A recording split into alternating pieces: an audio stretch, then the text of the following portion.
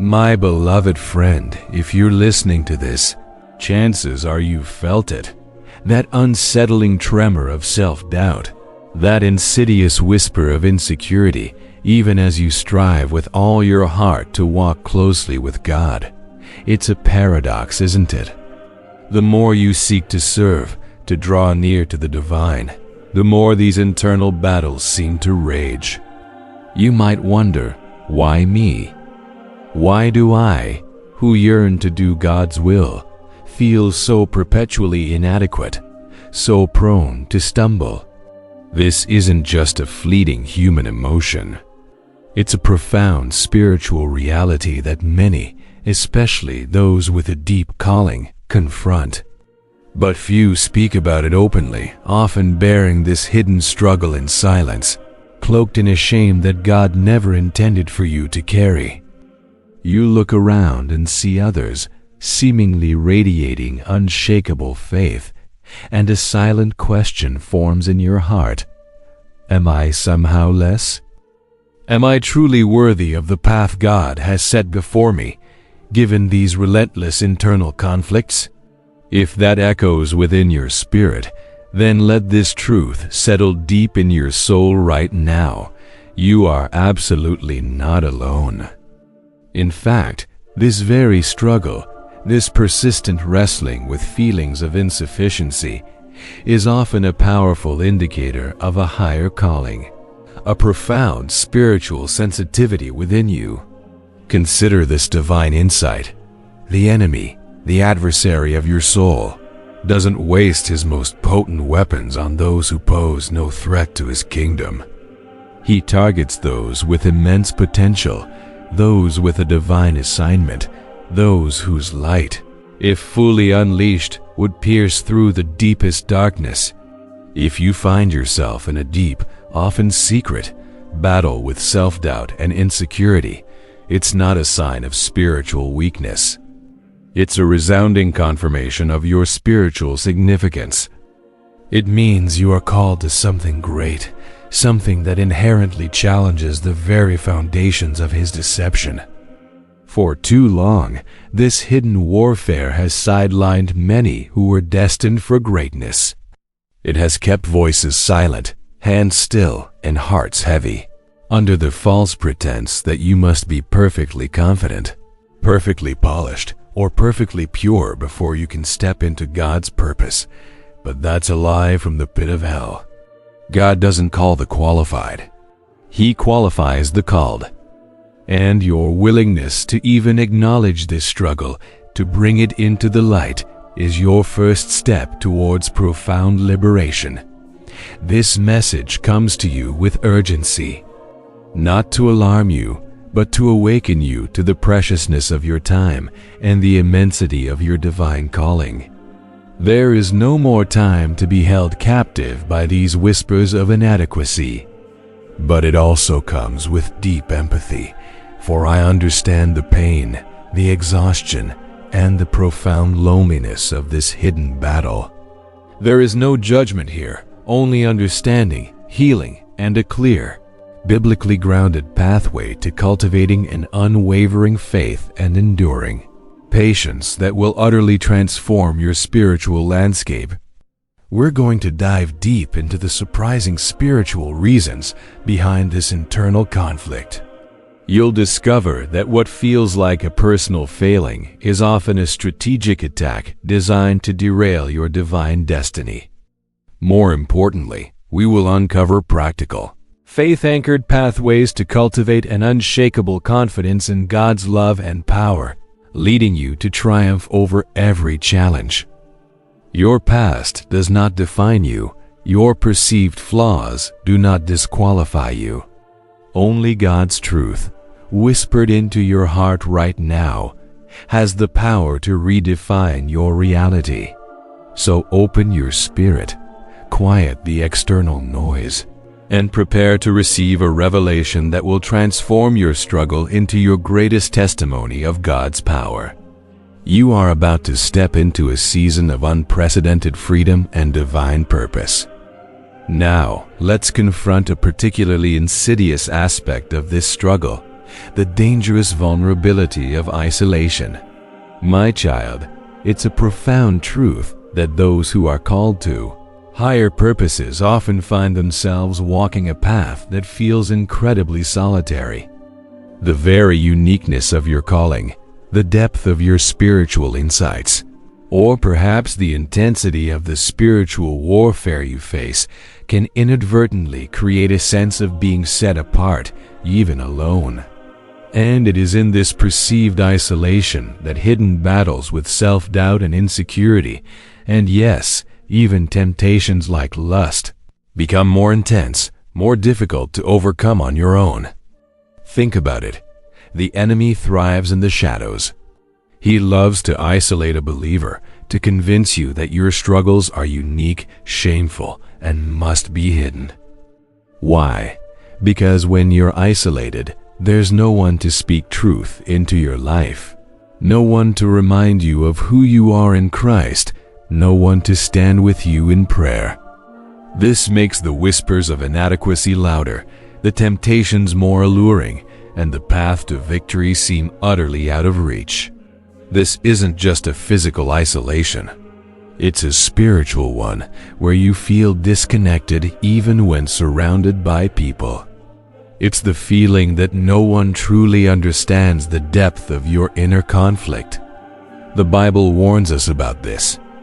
It speaks of wolves preying on sheep that stray from the flock, and it emphasizes the profound importance of community, of fellowship. Two are better than one, because they have a good return for their labor. If either of them falls down, one can help the other up.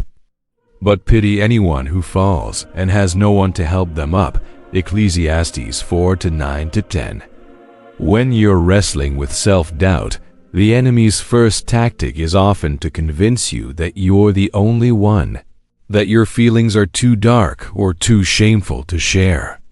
He builds walls of secrecy around your heart, turning what could be a shared struggle into a deeply personal, overwhelming burden. This leads to what I call hidden battles. These are the conflicts that rage within your mind and spirit, unseen by anyone else. They can manifest as persistent self-criticism, a feeling of unworthiness, or even, as the original script mentioned, specific temptations like lust, which often become more powerful when experienced in secret. If you're battling these alone, without the bracing strength of spiritual community, without the light of confession, without the wisdom of a trusted mentor, then the odds feel stacked against you. The enemy knows this vulnerability. He exploits it. He feeds the narrative that you must clean yourself up before you can seek help, thus keeping you in a perpetual cycle of shame and defeat. But the truth is liberating. God never intended for you to fight alone. He designed you for relationship, not just with Him, but with His body, the church. Your vulnerability, when shared in a safe, godly environment, becomes a conduit for His grace and healing. It's not a sign of weakness. It's an act of profound strength and humility. When you open up about your self-doubt, about the hidden temptations, you immediately disarm the enemy's most potent weapon, secrecy. Light exposes darkness, and confession brings freedom. What does this practically mean for you, my child? It means actively seeking out spiritual community. It means identifying one or two trusted individuals, a mentor, a spiritual friend, a pastor, with whom you can be truly vulnerable. It means being courageous enough to speak the unspoken, to bring those hidden battles into the light. This isn't about broadcasting your struggles to the world. It's about strategically choosing allies in your spiritual warfare. Think of the early apostles. They didn't operate alone. They relied on each other, confessed their struggles, and prayed for one another. Their strength was found in their unity, in their commitment to bear one another's burdens. In the same way, Your journey out of self-doubt and isolation will be profoundly accelerated when you invite others into your struggle. They can remind you of my promises when you forget them. They can pray for you when your own words feel inadequate. They can reflect my love back to you when you struggle to see it for yourself. Remember, the enemy's tactics are predictable because he is a creature of habit. He used isolation against Adam and Eve, whispering lies in the garden when they were apart from me and each other. He tries the same tactic with you. But your response, armed with divine insight, is to lean into community, to seek connection, and to break the chains of secrecy. This is a vital step in cultivating that unwavering faith and enduring patience we spoke of, because faith often grows strongest in the soil of shared belief and mutual support. Do not allow the lie of isolation to separate you from the very help I have provided for you. Embrace the strength found in spiritual fellowship, for it is a profound weapon against the enemy's designs on your heart and your divine purpose. You are called, you are chosen, and you are never, ever meant to walk this path alone. My dear child, building on what we've discussed about the dangers of isolation, let's confront another profound truth. The higher your calling, the fiercer the attacks. This is a spiritual law, immutable and undeniable. If you are sensing a deep struggle with self-doubt, with insecurity, or with any persistent temptation like lust, it is often not a sign of your weakness, but a powerful affirmation of the significance of your divine mission. The adversary, the enemy of your soul, doesn't waste his most potent weapons on those who are passive or complacent.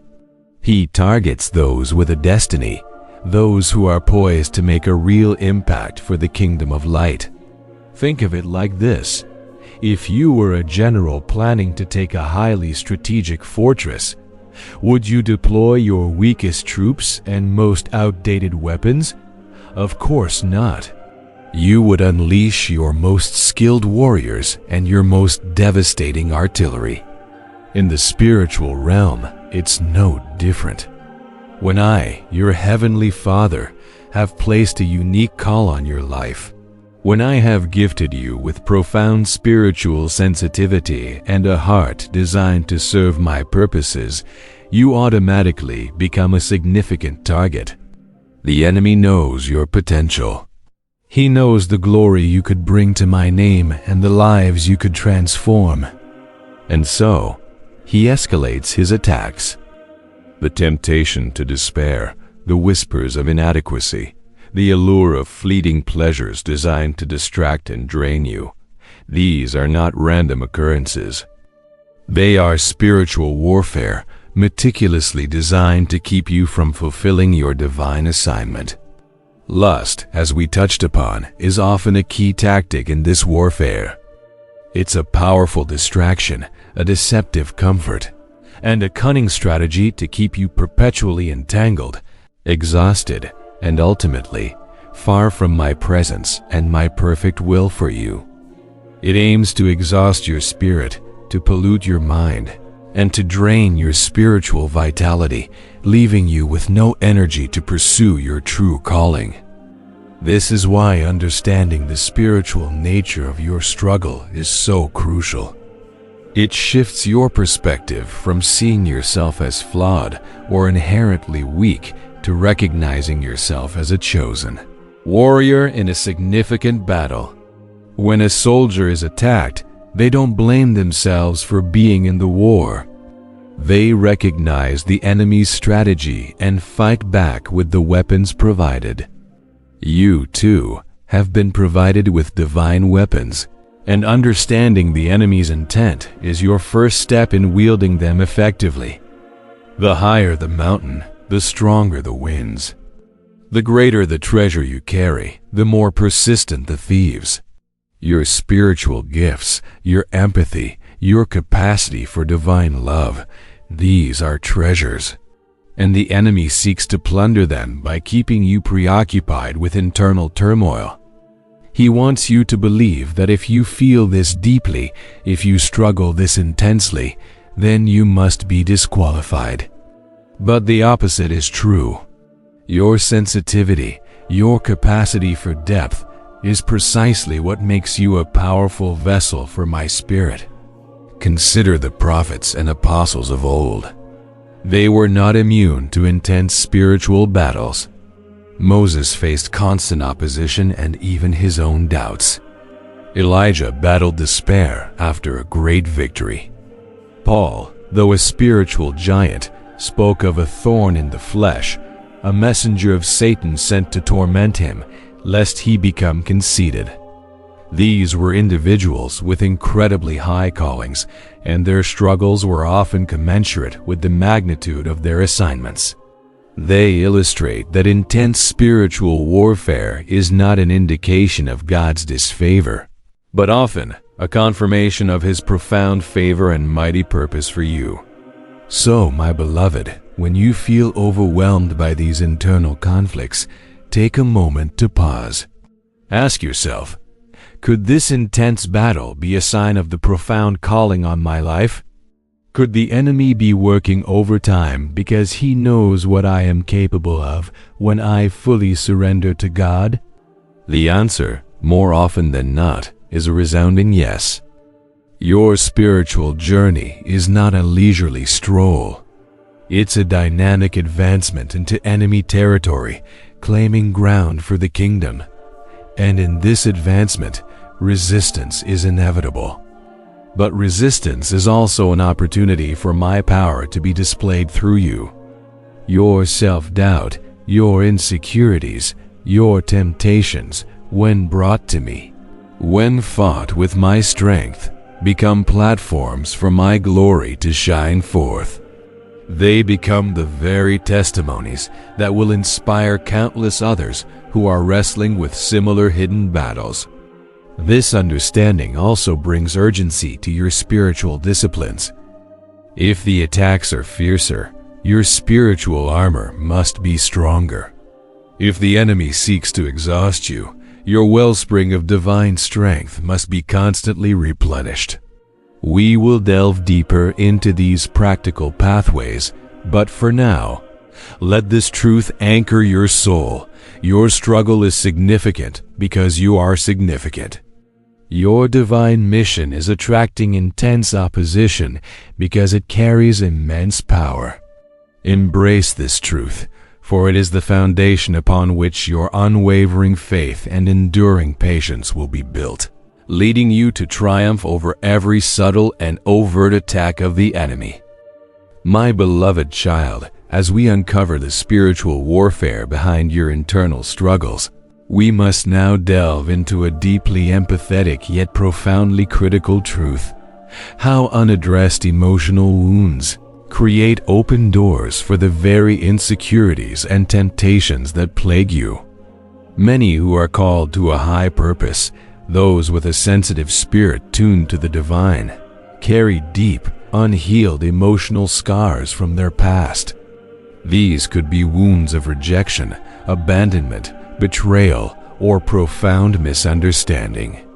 And often, because you are so focused on serving God and others, you may inadvertently neglect the healing of your own heart. Think of an emotional wound like an open sore. It's painful, it's vulnerable, and it's susceptible to infection. In the spiritual realm, these unhealed places become precisely what the enemy exploits. When you carry the deep ache of past rejection, for instance, the adversary whispers, "You're not wanted. You're unlovable."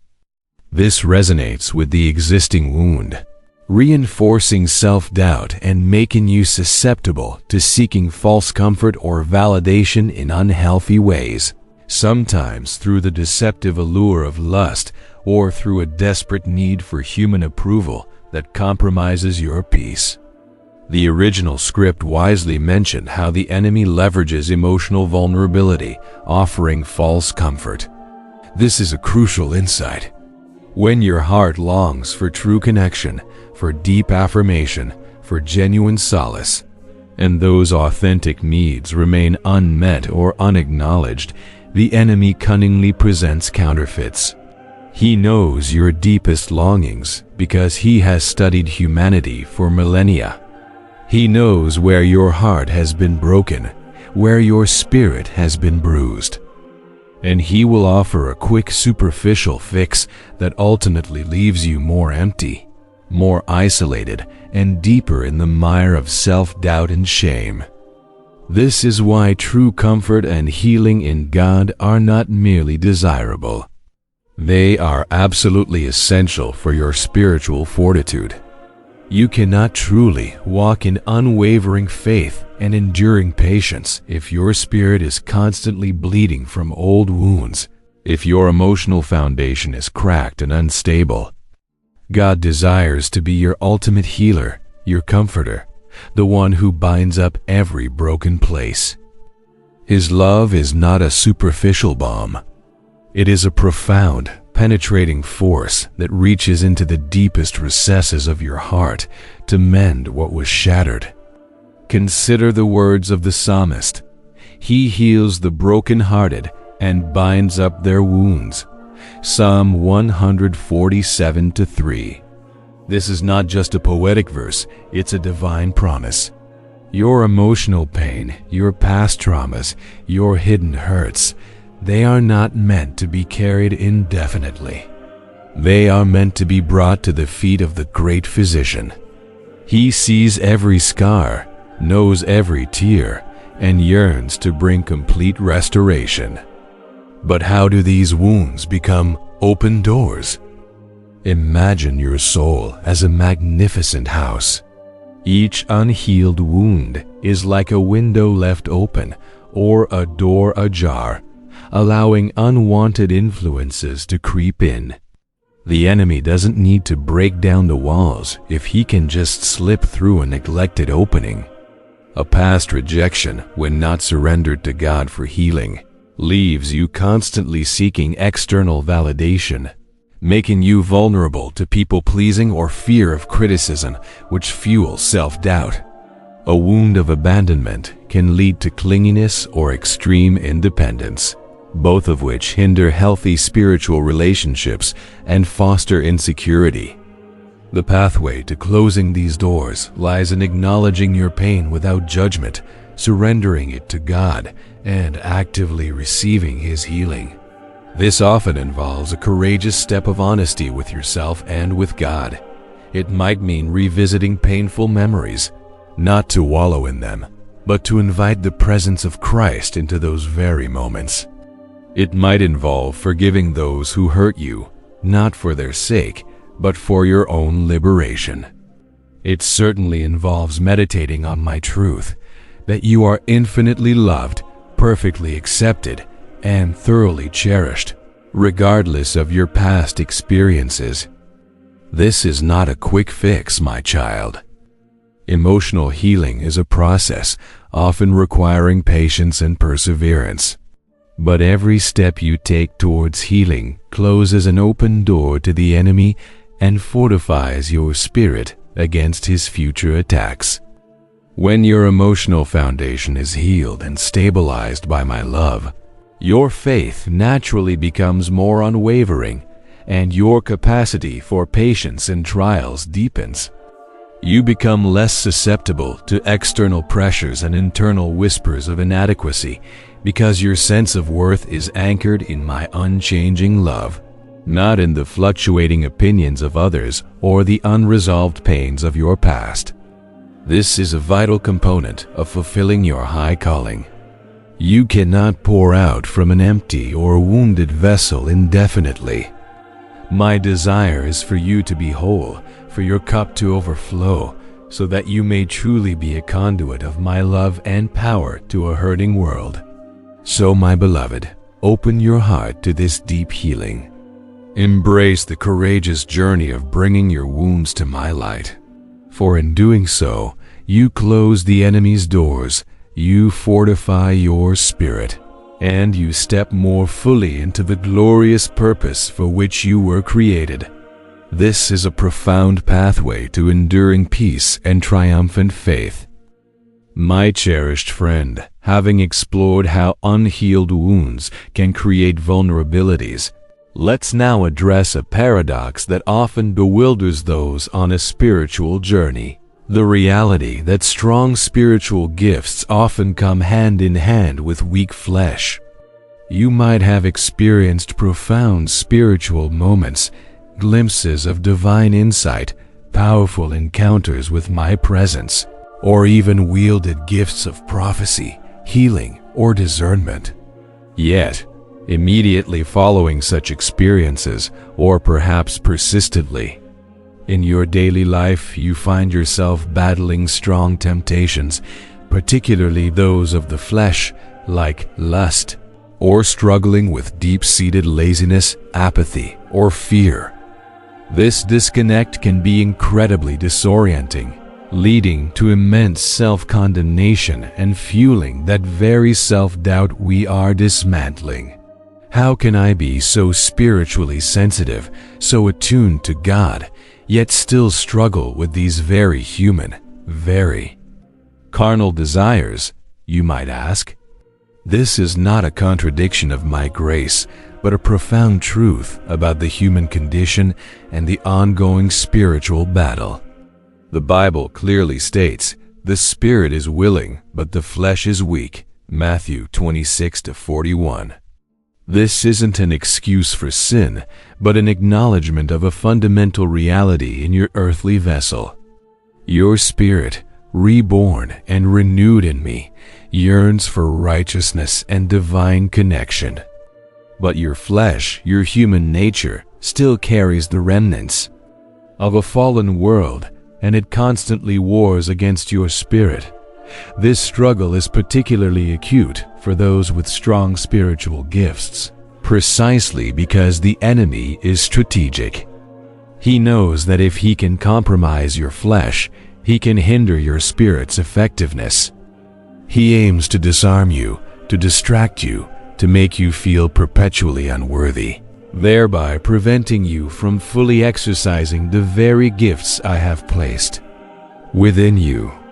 He understands that a powerful spiritual vessel with an unmortified, undisciplined flesh is a vulnerability he can exploit. This brings us to the critical need for consistent spiritual discipline. This isn't about earning my love or proving your worthiness. My love for you is unconditional, and your worth is established in Christ. Rather, spiritual disciplines are like exercise for your spirit. They strengthen your inner person, enabling your spirit to assert its dominion over your flesh. Without consistent practices like prayer, fasting, and the continuous renewal of your mind through my word, the battle against temptation, including lust and the many faces of insecurity, becomes far more intense, far more overwhelming. Think of it this way: your spiritual gifts are like powerful muscles. If you don't consistently train those muscles, they will atrophy. Similarly, if your spirit is not continually nourished and exercised through discipline, your flesh will dominate. Prayer is your direct line of communication with me, allowing you to draw strength, wisdom, and discernment. Fasting, in its various forms, helps to humble the flesh, bringing your natural desires into submission to your spiritual hunger. And the renewal of your mind, a constant immersion in my truth, is perhaps one of the most crucial disciplines. You see, the enemy's primary battlefield is your mind. He plants thoughts, whispers lies, and subtly distorts truth. If your mind is not consistently washed with my word, if it's filled with the world's narratives of insecurity, comparison, and fleeting pleasures, then your flesh finds fertile ground for temptation. Paul urged believers to be transformed by the renewing of your mind, Romans 12:2. This is an active, daily process of intentionally replacing worldly thinking with divine truth. When my word dwells richly in you, it acts as a filter, a shield, and a sword against the attacks of the enemy. It strengthens your inner resolve and reshapes your desires to align with my purposes. So, my child, if you feel this tension between your willing spirit and your weak flesh, do not despair. Do not condemn yourself. This is a common battleground for those who walk closely with me. Instead, view it as an urgent invitation to deepen your spiritual disciplines. It's an opportunity to lean even more heavily on my grace. It's a call to proactive engagement in your spiritual growth, rather than passive surrender to temptation or self-pity. This isn't about perfection. It's about progress. It's about cultivating habits that consistently empower your spirit and diminish the power of your flesh. It's about building a robust spiritual foundation that can withstand the fiercest attacks and allow your powerful spiritual gifts to flow unimpeded. As you commit to these disciplines, you will experience a profound transformation. Your self-doubt will lessen, replaced by a deep-seated confidence in my power working through you. Your insecurities will give way to a settled peace, knowing you are fully equipped and eternally loved. And the battles of the flesh, while they may still arise, will lose their power as your spirit gains increasing dominion through my strength. This is the pathway to true freedom and sustained victory. My beloved, having recognized the crucial role of spiritual discipline in strengthening your spirit against the weakness of the flesh, let's now turn our focus to the concrete pathways to victory through spiritual discipline. This is not some abstract theological concept. It is a practical, transformative journey that will lead you out of the shadows of self-doubt and into the radiant light of my power. The victory over persistent struggles, over the insidious whispers of insecurity, and over the enticements of the flesh is not achieved by sheer willpower alone, but by strategically aligning yourself with my divine strength through consistent practices. The very first and foundational pathway is consistent prayer. Prayer is your direct, open line of communication with me. It's not just a ritual. It's a living dialogue with the Creator of the universe. When self-doubt grips your heart, when temptation whispers its seductive lies, your immediate response should be to turn to me in prayer. Don't worry about eloquent words or perfect phrases. I desire the raw, authentic cry of your heart. When you confess your struggles, your insecurities, your vulnerabilities to me, you invite my power directly into those very areas. The prayer of a righteous person is powerful and effective. James 5:16. This isn't just about asking for things. It's about shifting your focus from your limitations to my limitlessness. It's about acknowledging your dependence on me, which is the very essence of true strength. Next, consider the profound power of fasting. This discipline, often misunderstood, is not about punishing your body, but about humbling your flesh to empower your spirit. When you deny your natural appetites for a spiritual purpose, you declare that your hunger for me, your desire for spiritual breakthrough, is greater than any physical craving. This act of self-denial helps to bring your flesh into submission to your spirit, weakening the hold of carnal desires and strengthening your spiritual resolve. Fasting sharpens your spiritual senses, making you more attuned to my voice and my direction. It helps you break free from the patterns of the world and cultivate a deeper intimacy with me, whether it's abstaining from food, entertainment, or anything that consumes your time and attention. Disciplined fasting creates space for my spirit to work profoundly within you. It's a powerful weapon against entrenched habits and persistent temptations, and perhaps most critically for overcoming self-doubt and insecurity, is the renewal of your mind through my word. Your mind is the primary battlefield where the enemy launches his attacks. He bombards you with thoughts of inadequacy, comparison, and unworthiness. If your mind is not consistently washed and saturated with my truth, it becomes fertile ground for his lies. Therefore, daily immersion in my word is non-negotiable. Do not conform to the pattern of this world, but be transformed by the renewing of your mind. Then you will be able to test and approve what God's will is, his good, pleasing, and perfect will. Romans 12:2. This isn't passive reading. It's active meditation, memorization, and application.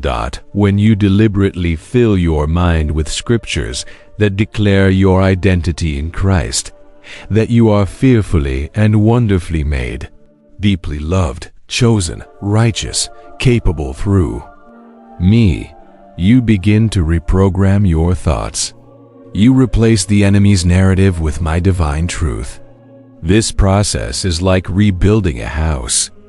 If the old foundation of lies and self-condemnation is crumbling, you must replace it with the solid rock of my word. It's a continuous, intentional effort, but the transformation is profound. As your mind is renewed, your perspective shifts. The things that once triggered your self-doubt begin to lose their power because your internal framework is no longer built on human frailty but on divine strength. These disciplines, when practiced consistently, create a spiritual fortress around your heart and mind. They are not burdens, but blessings. They are not restrictions, but pathways to profound freedom. They are not about earning my love, but about receiving and activating the power that my love has already provided. When your spirit is strong, continually nourished by prayer, fasting, and my word, the allure of fleeting pleasures diminishes. The sting of criticism fades. The whispers of insecurity lose their voice. You begin to walk with a confidence that isn't born of human arrogance, but of divine assurance. This journey requires patience, my child, for transformation is rarely instantaneous. It requires perseverance, for the enemy will not give up easily. But remember, the victory is already assured in me. Your role is to walk in obedience, to engage in these disciplines, and to trust that as you do, I am actively working within you, strengthening your spirit, renewing your mind, and empowering you to overcome every single challenge. This is the pathway to living a life unhindered by self-doubt, a life overflowing with my peace and purpose. Embrace these disciplines, not as chores, but as divine appointments with the one who longs to see you triumph. My beloved, building upon the foundational strength found in spiritual disciplines, let's now turn our attention to an equally critical element for your triumph over self-doubt and hidden struggles: the profound power of accountability. This is where your journey moves from a solitary battle to a supported ascent, where your private victories are multiplied and your weaknesses find strength in shared vulnerability. You see, while your relationship with me is deeply personal, your spiritual growth is often designed to flourish in community. The enemy, as we've discussed, thrives on secrecy and isolation. He wants you to believe that your struggles are so unique, so shameful, that you must bear them alone. He whispers, if they truly knew you, if they saw the battles you face, they would reject you. This lie is precisely why accountability is So powerful, it shatters the enemy's illusion of secrecy and brings your hidden conflicts into the liberating light of truth and loving support. What does true accountability look like? It's not about being policed or judged. It's about choosing one or two trusted spiritual relationships, a wise mentor, a mature spiritual friend, a godly pastor or leader with whom you can be completely transparent. It's about having someone who genuinely cares about your spiritual well-being, who will listen without judgment, offer biblical wisdom, pray with you, and gently, lovingly call you higher when you stumble. This is not a casual friendship. It's a sacred covenant of support. The word is clear about the power of this kind of connection. As iron sharpens iron, so one person sharpens another. Proverbs 27:17. And again, bear one another's burdens, and so fulfill the law of Christ. Galatians 6:2. When you choose to be accountable, you are actively inviting the purifying fire of truth into the very areas where the enemy has tried to build strongholds. You are saying, I am no longer willing to fight this battle in the dark. This act of vulnerability is not a sign of weakness, but an act of immense courage and faith. It demonstrates a profound trust in me, knowing that my love will be channeled through those you confide in. Think about the weight that lifts when you finally articulate a struggle that has burdened you for so long. It's like opening a window in a stale, dark room, allowing fresh air and light to flood in. When you speak your self-doubt aloud to a trusted confidant, it often loses much of its power. When you confess a temptation or a hidden struggle, the shame that has shackled you begins to dissolve. This is why accountability is so critical in breaking free from hidden struggles like persistent self-doubt or the insidious allure of lust. It removes the very environment in which they thrive. Moreover, accountability provides you with perspective. When you're in the thick of a spiritual battle, your vision can become clouded. A trusted accountability partner can help you discern the enemy's tactics, remind you of my promises, and point you back to the truth of my word. They can celebrate your small victories, encourage you when you feel discouraged, and stand in the gap for you in prayer. They can also gently challenge you when you start to drift, helping you to stay anchored in the path of righteousness. This isn't about human perfection, it's about divine process.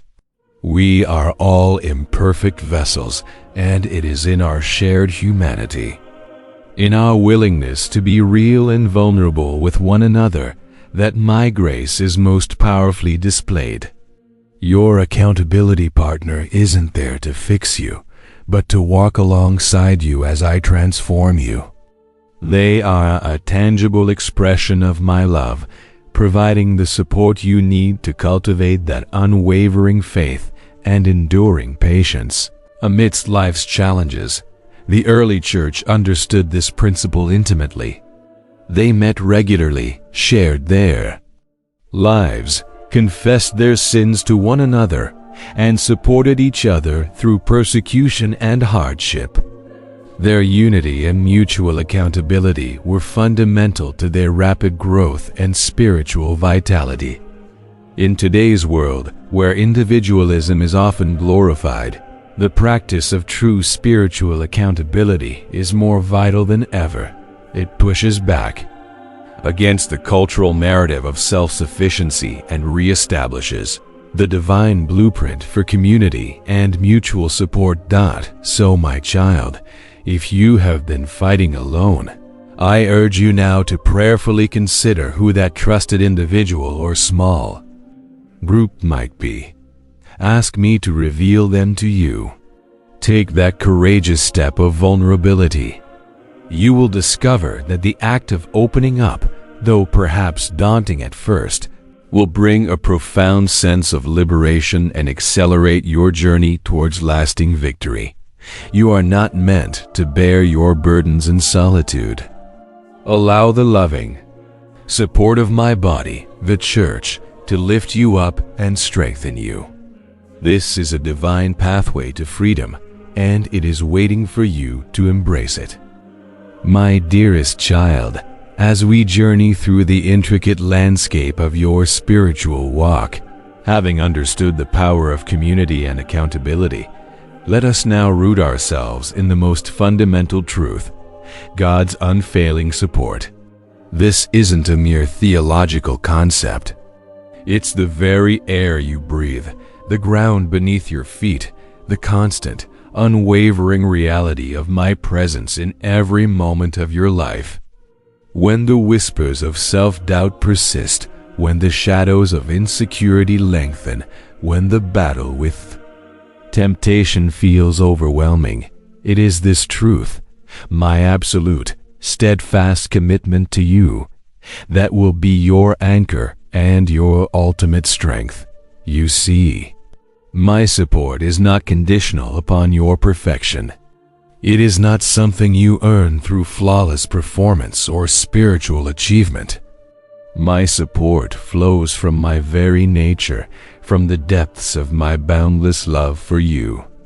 The Lord is good, a stronghold in the day of trouble. He knows those who take refuge in him.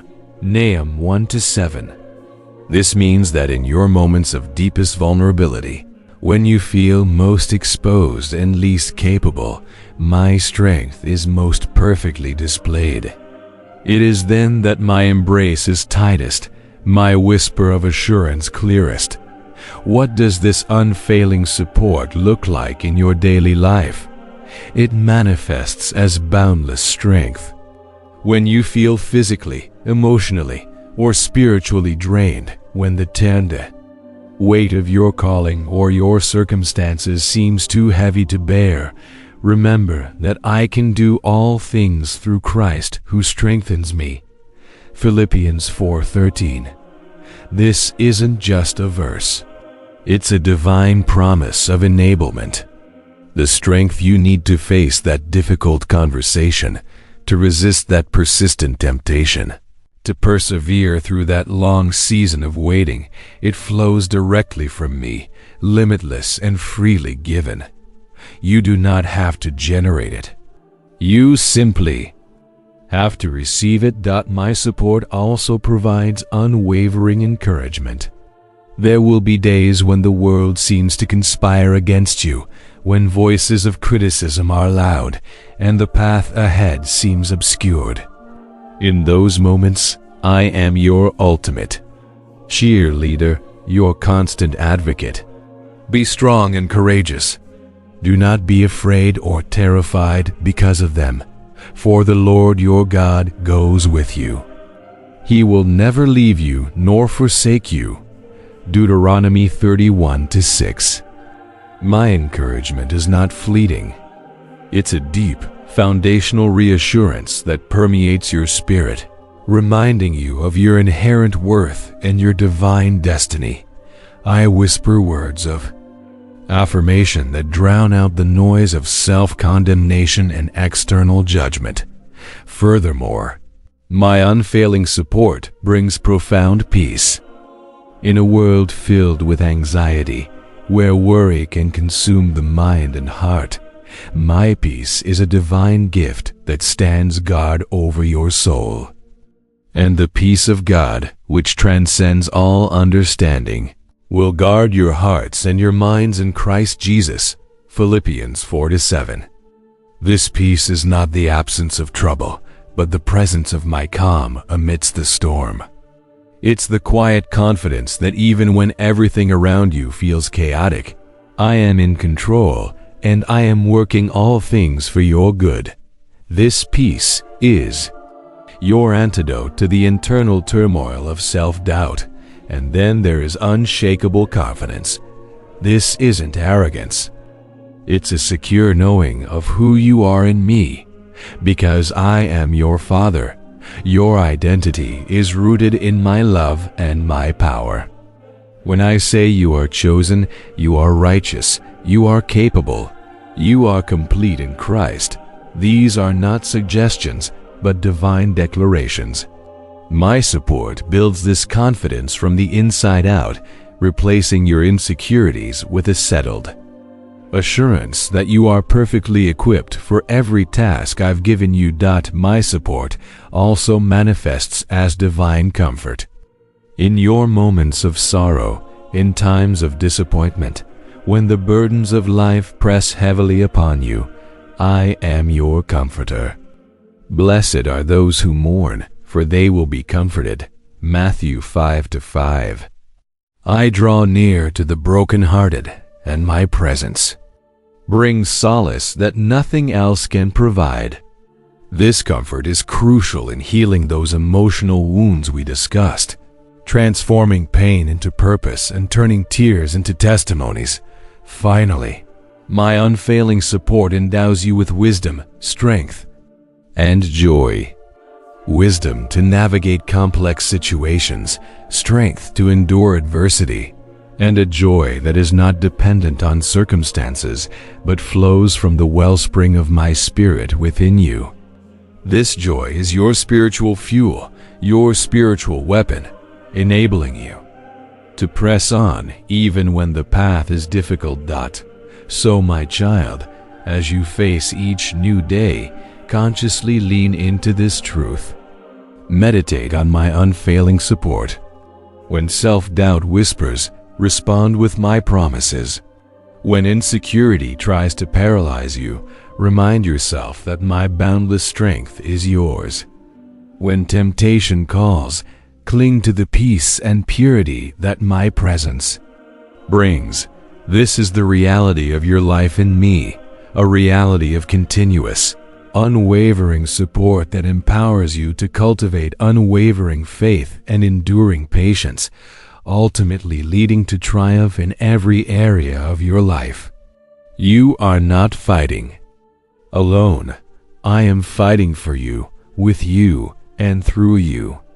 Rest in that, my dearest one, building on the unwavering reality of my endless support. Let's now delve into a powerfully practical manifestation of my love for you, divine provision and opportunity. It's one thing to know I am with you. It's another to truly understand that I am actively working to supply your every need and to open pathways where seemingly none exist. This truth is a potent antidote to self-doubt, especially when your insecurity whispers that you lack the resources, the connections, or the means to fulfill your calling. You see, my commitment to you extends far beyond spiritual comfort. It encompasses every tangible aspect of your life. When you worry about your finances, your career path, your relationships, or even the practical steps needed to move forward in your purpose, know this: I am your provider, and my God will meet all your needs according to the riches of His glory in Christ Jesus. Philippians 4:19. This is not a suggestion, it is a divine promise. Your needs are not too great for me, nor are they too small to escape my attention. Think of the Israelites in the desert. They had no natural food source, yet I provided manna daily. They had no water, yet I brought water from a rock. This was not because they were perfect, but because I am their faithful provider. And I am your faithful provider. In your own journey, when you felt the pangs of lack or the despair of closed doors, perhaps you focused on the scarcity rather than on the boundless resource that is my kingdom. But my desire is not just to sustain you, but to overflow your life with more than enough. This overflow isn't just about material wealth, though it can certainly include that. It's about provision in every dimension of your being. It means I will provide the wisdom you need for complex decisions, the connections you lack for new ventures, the inspiration for your creative pursuits, and the peace in your spirit when anxiety threatens to overwhelm. It means that when you are called to serve, I will equip you with every single thing necessary to accomplish that task. You never have to worry about lacking what you need to do my will, because my call always comes with my provision. Furthermore, I am constantly opening new pathways for breakthrough.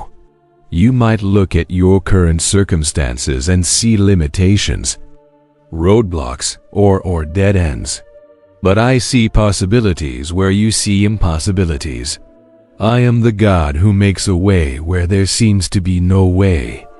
I can turn your restrictions into opportunities, transforming what feels like a hindrance into a launching pad for something greater. The very challenges you face can become the platforms upon which my glory is displayed, if you trust in my ability to turn shortage into plenitude and setbacks into stepping stones. Consider Joseph in the Old Testament. He faced betrayal, slavery, and false imprisonment, seemingly insurmountable restrictions.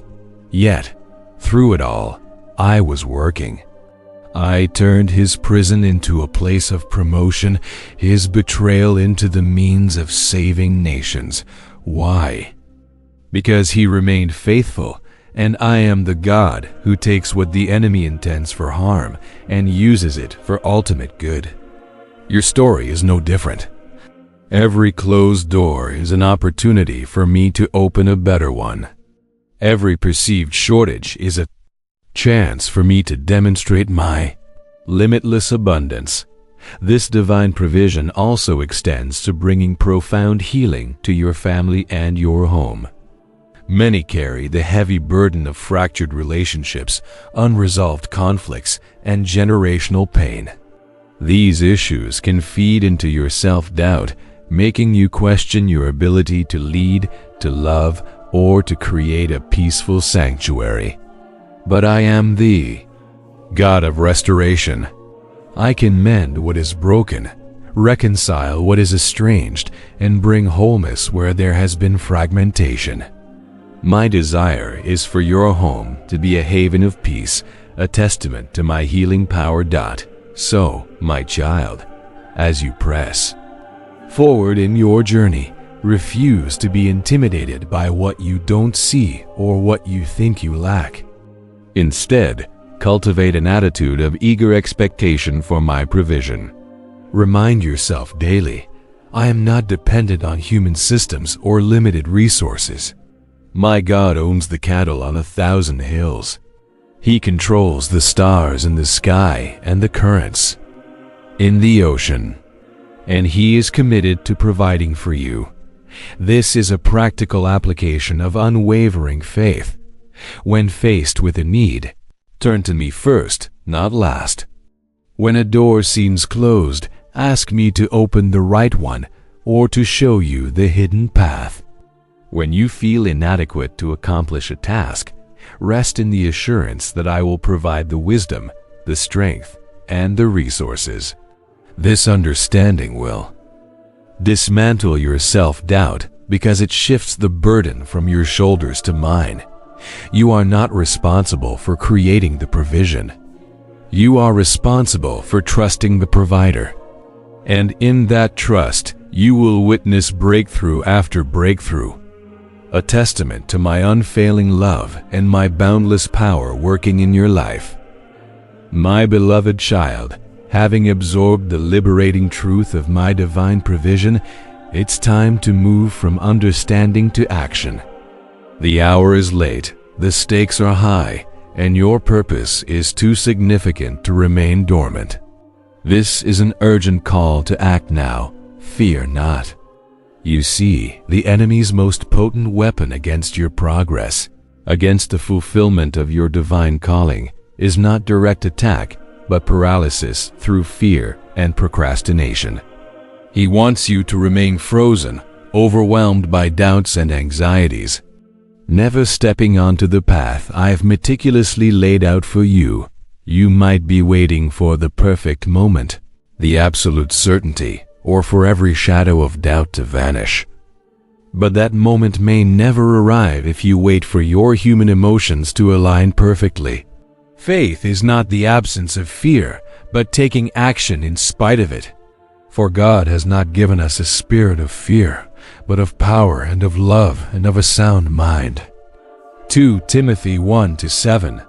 This scripture is not merely a comforting thought.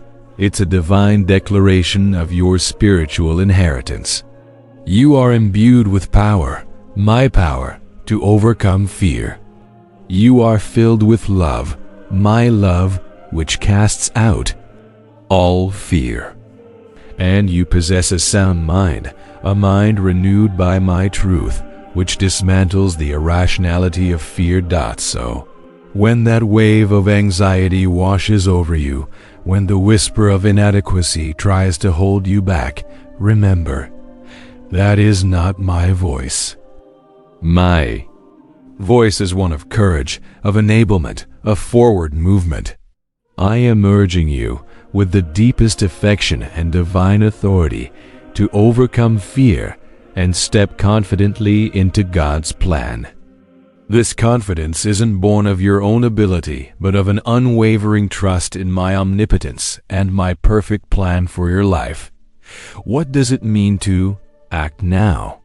It means taking that single deliberate step that I have been prompting you to take. Perhaps it's finally starting that project I've laid on your heart, even if you feel unprepared. Maybe it's initiating that difficult conversation that needs to happen for healing. It could be committing to a new spiritual discipline, extending forgiveness, or offering help to someone in need.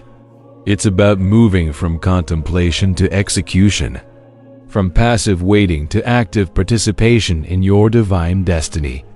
The enemy thrives on what-ifs. What if I fail? What if I'm rejected? What if I'm not good enough?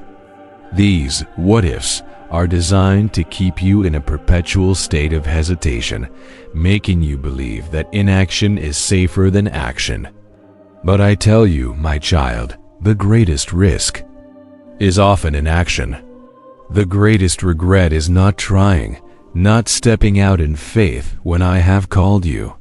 Your obedience, however small the step, unlocks my greater power and reveals my unfolding plan. Consider the story of Peter walking on water. He stepped out of the boat, a place of perceived safety, onto the tumultuous waves only when I called him. He began to sink only when he took his eyes off me and focused on the storm around him. Your journey is similar. Keep your eyes fixed on me. Listen to my clear command to come and step out of the boat of your comfort zone, of your self-doubt. The waves of fear may still be there, but you will walk above them as long as your gaze is fixed on me. This call to action is deeply intertwined with patience. It doesn't mean rushing headlong into every idea without discernment. It means taking the next illuminated step, trusting that I will reveal the one after that. Patience isn't about passive waiting. It's about active trust and obedient progression. It's moving forward with the assurance that my timing is perfect and my path is clear, even when you can only see a short distance ahead. So, my beloved, what is that one thing I have been nudging you to do? What is that persistent thought, that quiet prompting that you've been putting off because of fear or feeling inadequate? This is your moment. Take a deep breath. Acknowledge the fear, but do not let it dictate your next move. Instead, choose courage.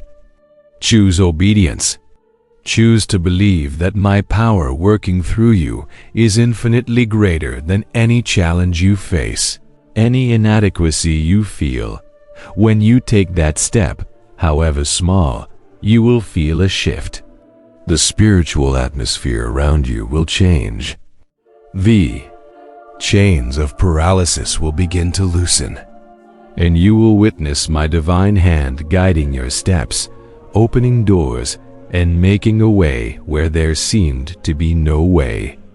This is your invitation to rise above your self-doubt, to break free from the shackles of insecurity, and to walk in the triumphant confidence of a child of God, fully empowered and perfectly loved. Act now, my child. Your destiny awaits. My cherished one, building upon the decisive call to act now and overcome fear, let us step into the magnificent reality of what awaits your obedience and trust, overflowing blessings awaiting you.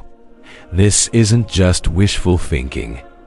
It's a divine promise woven into the very fabric of my covenant with you.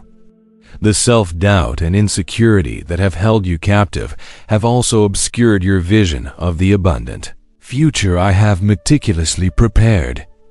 But as you step out in faith, as you dismantle the fear, you will begin to witness a cascade of favor unlike anything you've imagined. You see, my blessings are not merely a reward for your efforts. They are a natural outflow of my character and my desire to prosper you in every area of your life. Give, and it will be given to you. A good measure, pressed down, shaken together, and running over, will be poured into your lap. For with the measure you use, it will be measured to you. Luke 6:38.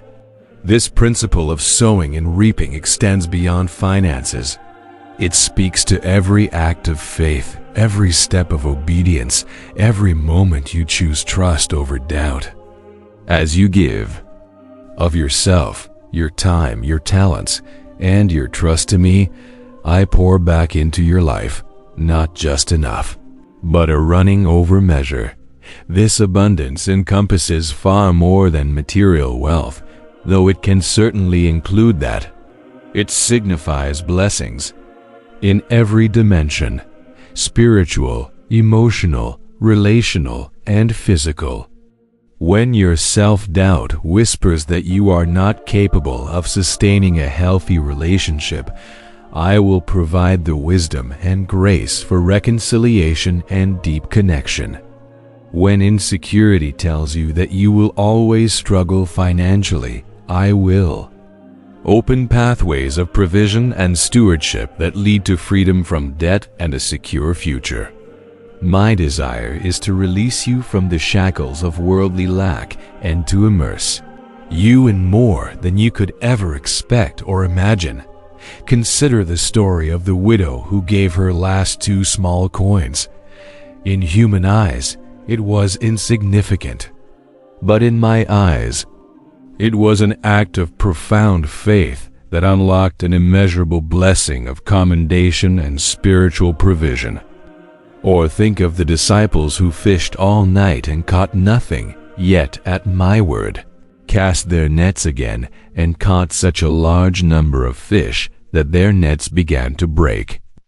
Their obedience, even after perceived failure, led to an overflowing blessing. Your acts of obedience, your courageous steps of faith, however small they may seem, are viewed by me as monumental. One of the most profound aspects of these overflowing blessings is freedom from debt. This isn't just about financial obligation. It's about freedom from spiritual and emotional debt as well. The burden of past mistakes, the weight of unresolved shame, the feeling of owing something to prove your worth, these are all forms of debt that can cripple your spirit and fuel insecurity. But through my grace, when you align your life with my principles, I desire to release you from every form of bondage, enabling you to walk in complete liberty.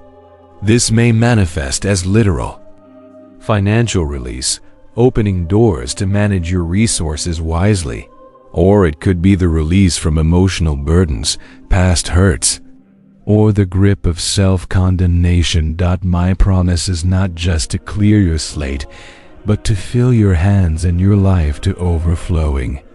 This means not just enough to meet your own needs, but enough to be a blessing to others. It's part of the divine design. As you are blessed, you become a conduit for my blessings to flow through you to those around you. Your triumph over self-doubt isn't just for your own comfort. It's so you can more effectively extend my kingdom and bless others with the very grace you have received. So, my beloved, cultivate an attitude of eager anticipation. Look for my blessings in the unexpected places. Recognize my hand in the small victories and the grand breakthroughs. When self-doubt tries to blind you to the possibilities, open your spiritual eyes and declare my promise. My God will meet all my needs according to His glorious riches. Trust that as you continue to obey, to cultivate unwavering faith and enduring patience, I will indeed orchestrate circumstances, open doors, and provide resources in ways that defy human logic. This overflowing blessing is not a distant hope. It is your inheritance, activated by your bold step of faith. Get ready to receive it. My beloved child, as you embrace the truth of overflowing blessings and step into courageous action, there's a vital dimension to your purpose that transcends your personal triumph, the call to be a vessel of hope. Your victory over self-doubt, your newfound confidence in my provision, and your unwavering faith are not meant to be hoarded. They are meant to flow through you, becoming a conduit of my love and strength to a world desperately in need of encouragement. You see, many around you are still wrestling with the very same hidden battles you are now overcoming. They are paralyzed by insecurity, weighed down by fear, and convinced they are not enough. They are often hiding their struggles behind brave faces, just as you once did. Your journey, your testimony, your authentic vulnerability in me becomes a powerful light for them. You are the light of the world. A city set on a hill cannot be hidden. Matthew 5:14. This isn't about bragging about your accomplishments. It's about humbly revealing my work in you. This call to share God's love and strength is an active, living command. It means speaking words of life into discouraged hearts. It means extending compassion to those who feel rejected. It means offering a helping hand to those who are struggling to find their way. It means being a tangible representation of my grace, demonstrating that triumph over adversity is possible through faith. Your words, seasoned with grace and truth, can penetrate the deepest despair. Your actions, motivated by divine love, can bring healing and restoration. Consider the Samaritan woman at the well. After her encounter with me, she didn't keep the revelation to herself. She immediately went back to her town and shared her testimony, leading many others to encounter me. She became a vessel of hope, simply by sharing what she had experienced. You, too, have a powerful story, a unique perspective on overcoming self-doubt and insecurity that can unlock breakthrough for others. Don't underestimate the impact of your personal journey. Being a vessel of hope means allowing my strength to flow through you. You are not generating the strength yourself. You are simply making yourself available for my power to move. When you extend comfort, it is my comfort flowing through you. When you offer wisdom, it is my wisdom speaking through your lips. This releases the pressure from you, removing any self-doubt about your own ability to help, because you know it is my divine enablement at work. This is why it's crucial to continuously replenish yourself in my presence. You cannot pour from an empty cup. To effectively be a vessel of hope, you must first be filled with my hope. To share my strength, you must first draw from my strength. This calls you back to those foundational disciplines of prayer, my word, and accountability. These are not just for your personal growth, but for your empowerment to serve others. Your private moments with me equip you for your public impact. The enemy wants you to remain focused on your own perceived shortcomings, to be so consumed with your inner battles that you never lift your gaze to see the needs of others. He knows that when you step into your role as a vessel of hope, when you begin to extend my love and strength, his power over your self-doubt weakens even further. Serving others, especially those struggling with similar issues, is a powerful antidote to introspection and self-condemnation. It shifts your focus from what's wrong with me to how can I be used by God to help someone else. So, my friend, as you continue to walk in newfound confidence, actively seek opportunities to be that light, that source of encouragement. Listen with empathy. Speak with truth. Love without condition. Let your life become a living testament to my transformative power. Your triumph over self-doubt is not just a personal victory. It is a vital part of my plan to bring hope and healing to many. Embrace this noble calling, for in giving, you will find yourself even more profoundly blessed and secured in my unwavering love. My precious child, as you grow in confidence and embrace your role as a vessel of hope, it's vital to pull back the curtain and expose the enemy's deceptions. For too long, self-doubt and insecurity have been treated as mere human emotions, but I want you to understand that they are often subtle tactics, spiritual attacks designed to paralyze believers, especially those called to serve me. The adversary is not interested in your fleeting discomfort. He is interested in crippling your divine purpose. His strategies are ancient, yet surprisingly effective if left unexposed. He knows that he cannot directly defeat me, but he can attempt to disarm my children by sowing seeds of doubt about their identity, their worth, and their calling. He wants to convince you that you are fundamentally flawed, that your past mistakes define your future, or that you simply don't have what it takes to fulfill my plans. These are all lies from the pit of hell, designed to keep you small, silent, and ineffective. One of his primary deceptions is the whisper of inadequacy.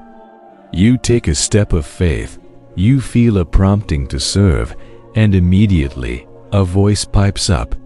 Who are you to do this? You're not smart enough, gifted enough, holy enough, experienced enough. This whisper is meticulously crafted to exploit any past failures, any perceived weaknesses, and any comparison you make between yourself and others. It aims to make you believe that my call requires your perfection rather than your availability. But I tell you, my beloved, my power is made perfect in weakness, not in self-sufficient strength. Another common tactic is the spirit of condemnation. Even after you confess a sin, seek forgiveness, and receive my grace, he will try to drag you back to the memory of that transgression, pointing an accusing finger and whispering, "You are still unworthy." God cannot truly use someone like you.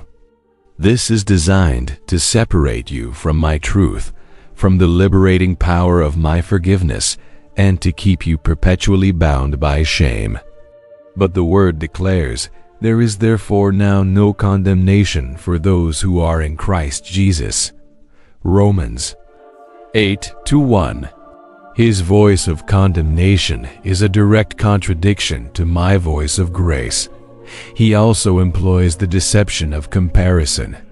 You look at someone else's platform, their gifts, their apparent ease in ministry, and suddenly your own journey feels small, insignificant, or clumsy.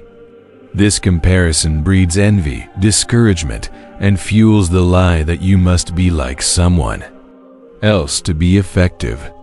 But I have created you uniquely with a specific purpose and a tailored set of gifts that are unlike anyone else's. Your path is your own, designed by my perfect hand, and comparison steals your and blinds you to the beauty of your own assignment. Furthermore, the enemy will try to overwhelm you with perceived obstacles. He will magnify the challenges, making them appear insurmountable. He will highlight every reason why something won't work, every potential failure, every criticism you might face. His goal is to plant so much fear and anxiety in your mind that you never even begin. He wants you to believe that the giants in your land are bigger than my power. But remember, the giants are there to prove my faithfulness, not to defeat you. My child, you must become spiritually discerning. When these thoughts of inadequacy, condemnation, or overwhelming obstacles arise, identify their source. Is it the compassionate conviction of my spirit, leading you to humility or correction? Or is it a nagging, shaming, paralyzing voice that steals your peace and undermines your faith? Learn to distinguish my gentle guidance from the enemy's destructive whispers. My voice always leads to freedom, hope, and empowering truth. His voice always leads to fear, despair, and self-condemnation. This understanding is your spiritual armor. When you recognize a deception, you disarm it. You say, "This is not from God. This is a lie designed to derail me." And then you counter it with my truth. When the whisper of inadequacy comes, declare, "I am fearfully and wonderfully made, and I can do all things through Christ who strengthens me." When condemnation tries to bind you, proclaim, "I am forgiven, redeemed, and there is no condemnation in Christ Jesus." When comparison tempts you, affirm, "I am uniquely designed for my divine purpose, and I will run my own race." Embrace this revelation.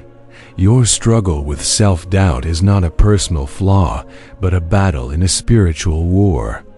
And you are equipped by my Spirit to fight and to win. By exposing these deceptions, you take away their power, cultivating a robust, unwavering faith that cannot be shaken, and an enduring patience that sees beyond the immediate attack to the glorious victory that awaits. This understanding empowers you to stand firm, rooted in my truth, unshaken by the enemy's schemes. My beloved, having unmasked the enemy's deceptions, it's paramount that you now deeply internalize and remain perpetually anchored in unwavering truth. This is the bedrock upon which your entire life in me must be built, especially when the storms of self-doubt, insecurity, and temptation rage. Your faith cannot be a fluctuating emotion, swayed by circumstances or feelings. It must be a solid, unshakable conviction rooted in the immutable, eternal promises of my word. The world around you is constantly shifting, its values changing like sand dunes in the desert wind. Human opinions are fickle, and even your own. Feelings can be deceptive, but my word, my truth, is eternal and unchanging. The grass withers and the flowers fall, but the word of our God endures forever. Isaiah 42:8.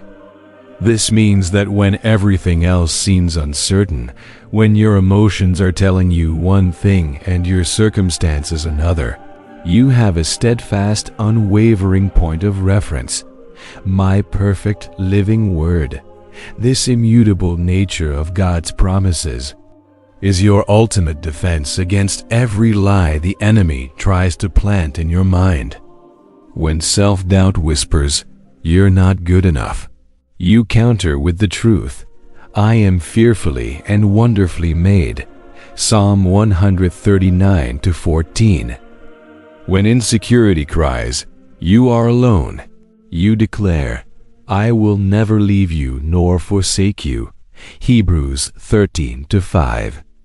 When temptation tries to ensnare you, you stand on the truth. No temptation has overtaken you except what is common to mankind, and God is faithful. He will not let you be tempted beyond what you can bear. But when you are tempted, He will also provide a way out so that you can endure it. 1 Corinthians 10:13. This isn't about mere intellectual agreement. It's about active, conscious dwelling in my truth. It means meditating on my word daily, allowing it to permeate every fiber of your being, to reshape your thoughts, your beliefs, and your desires. It's about speaking my promises aloud, not just hearing them. It's about rehearsing my faithfulness in your mind, reminding yourself of all the times I have been true to my word in your past and in the lives of countless others. This consistent immersion in truth builds a spiritual resilience that withstands any attack. Consider how the enemy attacked me when I walked the earth. Each time I responded with, "It is written." I didn't rely on my own strength or feelings. I relied on the power and authority of my Father's unchanging word. You are called to do the same. This constant returning to the foundational truths of Scripture is how you cultivate enduring faith and unwavering patience.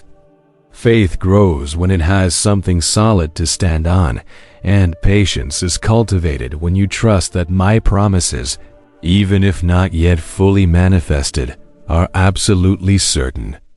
Patience here is not passive waiting.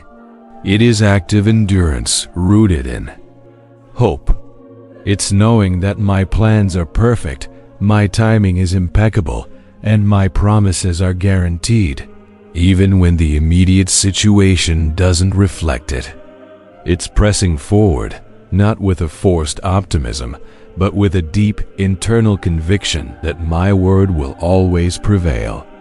This kind of patience allows you to weather seasons of delay, disappointment, or renewed attack without losing heart or succumbing to doubt. It transforms waiting into a powerful act of worship and trust.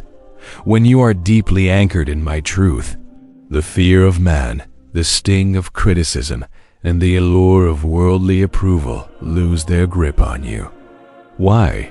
Because your identity and your validation come from me alone, not from fluctuating external sources. You become impervious to the lies that once crippled you, because you are constantly fortified by the divine truth of who you are in me and what I have promised to do through you. This unwavering truth also illuminates your purpose with incredible clarity. When your understanding is obscured by self-doubt, your vision for your calling becomes hazy. But as you immerse yourself in my word, the path becomes clearer, your steps more confident, and your conviction more profound. You begin to see your challenges not as insurmountable obstacles, but as opportunities for my glory to be revealed. You recognize that even your struggles are part of my larger perfect plan to refine you, to strengthen your faith, and to prepare you for greater works. So, my beloved, make it your daily habit, your unwavering commitment to immerse yourself in my truth. Let my promises be the first thing you meditate on in the morning and the last thing you ponder at night. Write them on your heart, speak them over your circumstances, and declare them over your life. For as you become deeply anchored in this unwavering truth, you will not only overcome every whisper of self-doubt and every attack of the enemy, but you will also stand firm, unshakable, and truly triumphant in the glorious purpose for which I created you. Your faith will become a testament, and your life a living embodiment of my enduring faithfulness. My beloved, we have journeyed through the depths of self-doubt and the enemy's deceptions, rooting ourselves in the unwavering truth of my promises. Now it is time for the crescendo, the ultimate revelation and culmination of all we have discussed. Triumph through divine enablement. This is not a distant aspiration. It is your present reality, available through my power working within you. You are destined not just to survive, but to profoundly triumph over every insecurity, every doubt, and every spiritual obstacle. Understand this deeply. Your victory is not solely dependent on your own strength or willpower. If it were, you would indeed fall short, for human strength is finite and prone to fatigue. No, your triumph is secured by my divine enablement, the supernatural power of my Spirit residing within you. I can do all things through Christ who strengthens me. Philippians 4:13. This isn't a motivational slogan. It is a profound spiritual truth, a direct access code to infinite power. It means that when you feel weak, I am strong. When you are uncertain, I provide clarity. When you are tempted, I provide the way out. This enablement extends to the very core of your being, allowing you to fulfill God's purpose for your life without hindrance. Recall that I have invested you with a brilliant mind and boundless capacity. These are not accidental endowments. They are divine tools placed within you to create opportunities, to innovate, to serve, and to bless not only yourself, but also your loved ones and the world around you. When self-doubt whispers that you lack the talent or the intelligence, remember that my divine enablement activates your true potential, unlocking abilities you never knew you possessed. You are not just existing. You are designed to thrive, to bring my light into every sphere of influence I lead you to. Think of how my Spirit hovered over the formless void in the beginning, bringing order out of chaos. Genesis 1-2. The world was without form and void, yet my Spirit moved, and creation burst forth. In the same way, when disarray and emptiness threaten to overwhelm your mind, your circumstances, or your spirit, know with absolute certainty that my Spirit is still moving within you. Just as I reordered the world then, I will reorder your world now. I will bring order to your chaos, clarity to your confusion, and purpose to your struggles. This is precisely why you must harness your divine blessing of imagination. Imagination, when surrendered to me, is a powerful tool for creation and manifestation. It allows you to envision and create aligned with my divine plan, rather than dwelling on fears or past failures. Stop using your imagination to conjure worst-case scenarios, to replay past regrets, or to amplify insecurities. Instead, use it to see yourself walking in confidence, fulfilling your calling, healed, whole, and abundantly blessed. See the divine possibilities, the breakthroughs, the restoration. This proactive use of your imagination, fueled by my Spirit, draws my future reality into your present. Therefore, my beloved, it is time to cast aside the weight of past mistakes. They are under the blood, forgiven, forgotten by me. Do not allow the enemy to drag you back to what I have already cleansed. Allow me to lift the shadows of regret and hopelessness that have clung to you. These shadows have no place in the life of one who is bathed in my light. Every single day, immerse yourself in my eternal word, for it fills your soul with unwavering dreams that will manifest. Why? Because they are not mere human fantasies. They are already woven into my grand design for your life. They are my thoughts. For you, being planted into your heart, I am here to secure your victory. I have fought the battle, and the triumph is mine, and by extension, it is yours through faith. I am here to give you the strength to realize it, not just to dream about it, but to walk it out daily. And I am here to inspire you each day to move forward with profound wisdom and genuine humility, navigating every challenge not with human striving, but by triumphing through love. My love is the most powerful force in the universe, overcoming all fear, all hatred, all doubt. This journey ahead is one of partnership, dear child. You are not meant to walk it alone, nor are you expected to carry its weight by your own strength. Feel the burdens lifting, replaced by a quiet confidence that flows from my presence within you. Let your mind clear, your heart lighten, and your spirit rise. The whispers of doubt are fading, replaced by the symphony of divine assurance. You are cherished, chosen, and capable of all I have called you to be.